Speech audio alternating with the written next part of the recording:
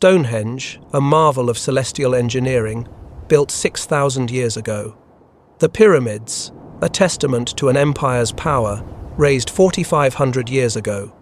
We believed these were the first great leaps, the moments our ancestors stopped wandering and began to build for eternity. We were wrong. By a margin so vast, it breaks the timeline of history itself. On a remote Turkish hilltop, a discovery was made that is so profound it shatters the very foundation of human origin. A structure so ancient that the time between its construction and the building of Stonehenge is longer than the time from Stonehenge to today. This is Göbekli Tepe. It was built over 11,500 years ago by people who, according to everything we thought we knew, simply should not have been able to do it. They were hunter-gatherers. They had no pottery, no metal tools, and had not yet invented agriculture. Yet they quarried, moved and carved multi-ton megaliths with the skill of master craftsmen. As Stanford anthropologist Ian Hodder declared, "Göbekli changes everything. It's elaborate, it's complex, and it is pre-agricultural. That fact alone makes the site one of the most important archaeological finds in a very long time." Hey everyone, Josh here. Thanks for stopping by again, and if you're new, welcome aboard. I'm an independent creator, chasing the forgotten echoes of our world's history, the stories time tried to erase and bringing them back to light. If you enjoy uncovering these hidden chapters with me, don't forget to subscribe, like, and share this video. Your support is what keeps these journeys alive. Now, let's step back into the past. This is not just the story of the world's first temple. It's the story of a revolution in our understanding of the past. A mystery that forces us to ask a chilling question. What else don't we know about our own beginning? The greatest secret of the Stone Age lay hidden in plain sight for decades. In the 1960s, a team of anthropologists from the University of Chicago and Istanbul University surveyed the region. They climbed Potbelly Hill, saw a few broken slabs of limestone protruding from the earth, and dismissed the site as nothing more than an abandoned medieval cemetery. For 30 years, the most important archaeological site on the planet was mistaken for a graveyard.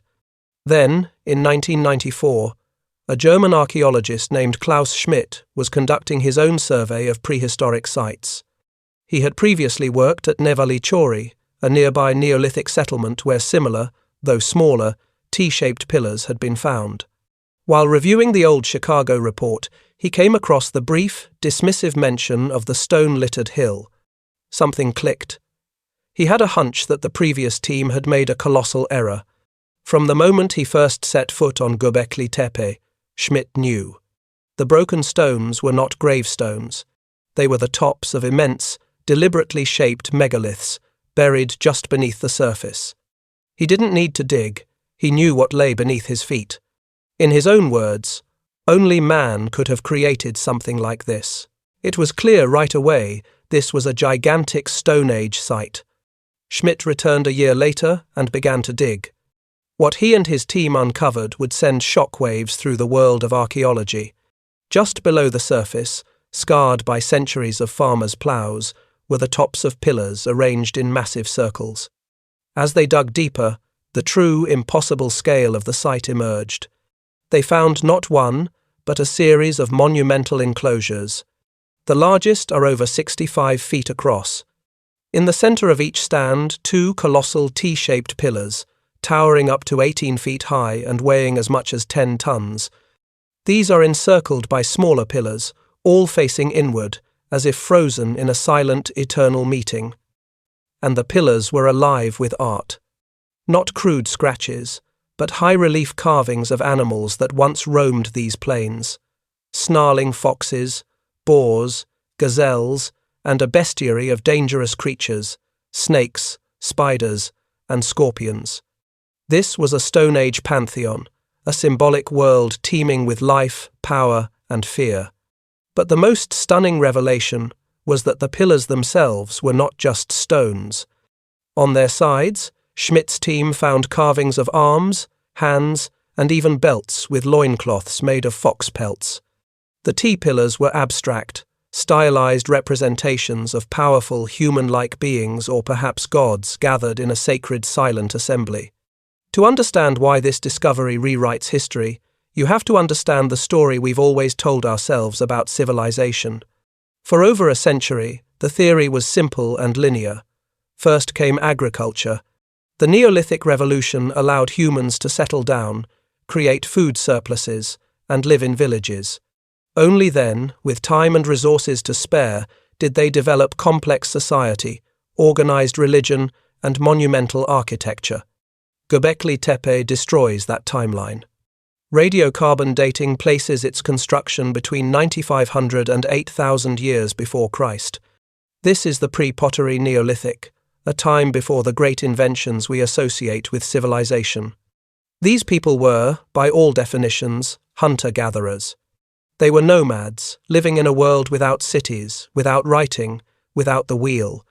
This led Klaus Schmidt to a radical, world-changing theory. He argued that the immense coordinated effort to build these monuments was not a result of settled society, but the catalyst for it.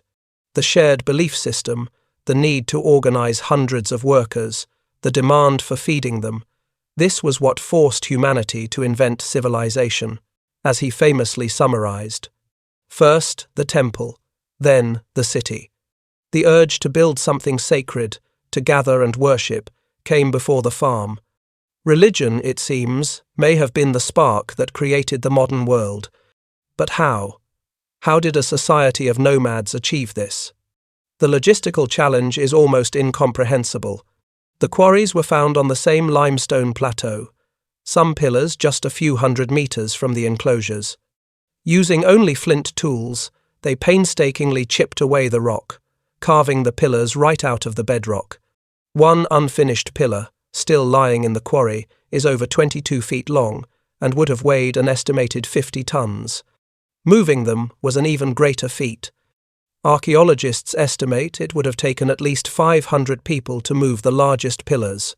This wasn't a small band. This was a massive, coordinated workforce, drawn together from miles around by a powerful, shared purpose. This was the birth of project management, 12,000 years ago, and that workforce needed to be fed. Excavations have uncovered tens of thousands of animal bones, mostly gazelle, but also wild boar, deer, and birds.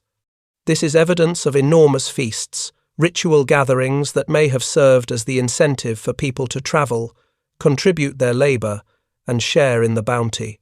This was the world's first great communal project, fueled by faith and food. For years, Schmidt called it a cathedral on a hill, a pilgrimage center with no permanent residents. But the story is still evolving. Recent discoveries have complicated that picture. Evidence of smaller, rectangular buildings, grinding stones for processing wild cereals, and even a rainwater harvesting system with cisterns suggests Göbekli Tepe was also a settlement, a place where people lived, at least for part of the year. It was both a home and a holy place, the center of their emerging world. For all its wonders, the true purpose of Göbekli Tepe remains a profound mystery. But one pillar may hold a clue, a message, or a warning, sent across 12 millennia. Pillar 43, known as the Vulture Stone, is covered in symbols that some researchers believe are not just pictures of animals, but a map of the stars. This controversial but compelling theory suggests the animals correspond to zodiacal constellations. The arrangement, they argue, acts as a date stamp, marking a specific moment in time, 10,950 years before Christ. This date is electrifying to geologists. It corresponds almost exactly with the beginning of the Younger Dryas, a sudden, cataclysmic mini-ice age that plunged the world back into glacial conditions for over 1,000 years. The theory proposes that the Vulture Stone is a memorial to a devastating comet impact that triggered this climate catastrophe, an event that would have wiped out animal species and caused immense human suffering, symbolized, perhaps, by the headless man at the bottom of the pillar. But this interpretation is far from settled. Many archaeologists are deeply skeptical, arguing it's an exercise in seeing patterns where none exist. They point out that the headless man also has an erect phallus, hardly a symbol of death and destruction. As archaeologist Gary Rolofson states, trying to pick out symbolism from prehistoric context is an exercise in futility. The Vulture Stone remains an enigma, a cosmic warning, a shamanic vision, or a story we will simply never understand. After 1,500 years of use, around 8,000 years before Christ, the story of Göbekli Tepe takes its most mysterious turn. The site was not conquered. It was not destroyed by an earthquake. It was intentionally buried. Generation after generation, its creators filled in their sacred enclosures with millions of cubic feet of earth, stone fragments, and animal bones, entombing their own creation under a man-made hill. This incredible act of burial is what created the hill itself, and it's the reason the site was preserved in such pristine condition. But it leaves us with the biggest question of all. Why? Why would a people spend centuries building a masterpiece, only to spend centuries more burying it? The theories are as fascinating as the site itself. Was it a ritual burial? A kind of desanctification to neutralize the power of a place whose time had passed, like a church being deconsecrated. Was it buried to protect it? A time capsule for a future generation to find? Or was it a sign of a profound cultural shift, the end of the hunter-gatherer world, and the dawn of a new age of agriculture, requiring the old gods to be put to rest? Some recent research even questions if the burial was entirely deliberate, suggesting natural landslides and erosion played a major role over millennia. The truth, like the rest of the site, is still buried. Göbekli Tepe is more than just the world's oldest temple. It is a time capsule from an epoch of human history we never knew existed. It reveals that before our ancestors planted the first seed, they were already grappling with the biggest questions of existence. They were organizing complex societies, creating breathtaking art, and building monuments to connect with the cosmos. They were, in every sense of the word, us. Klaus Schmidt, who dedicated his life to uncovering this lost world, passed away in 2014. He believed he was only just scratching the surface. His work continues. Ground-penetrating radar has revealed at least 16 other monumental enclosures still buried beneath Potbelly Hill. What we have seen is less than 10% of the total site. The greatest secrets of Göbekli Tepe are still waiting, silent in the earth, ready to rewrite our history all over again. Thank you for joining me on this journey. The past is a vast archive, silent, waiting, and every story we uncover brings us closer to understanding who we are. So, what should we explore next? Tell me in the comments below. Until next time, stay curious and keep questioning.